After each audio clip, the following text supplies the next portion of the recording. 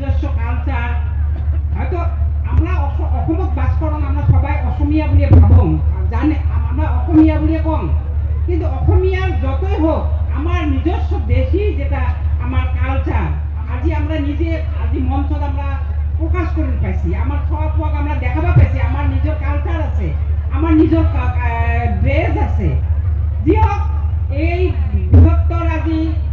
কমতাপুর ৰাইজৰ মাঝে মাঝে এই যে কমতা বিশিষ্ট আমার বিশুয়াখান যে করা হয় এতে আমার বিভিন্ন জনগোষ্ঠী আছো আমি সবে কমতাপুর রাইজ আর কমতাপুর ৰাইজৰ আজি এই উদ্যোগত আক্ৰাসুৰে এই এটা ভাল উদ্যোগ আজি বহু বছৰৰ পৰা নিয়া আছে এটাৰ জন্য মই মোৰ আন্তৰিক আক্ৰাসুৰ যত গোটেই কমতাপুৰ ৰাইজৰ সভাগুলোর কাছে মোর আন্তরিক মই ধন্যবাদ জানাম আজি উমার জন্য আমরা হয়তো আমার নিজস্ব একটা পরিচয় আমরা আজি সমাজত দাঙি ধরবা পাইছো আর লগতে মই কি কম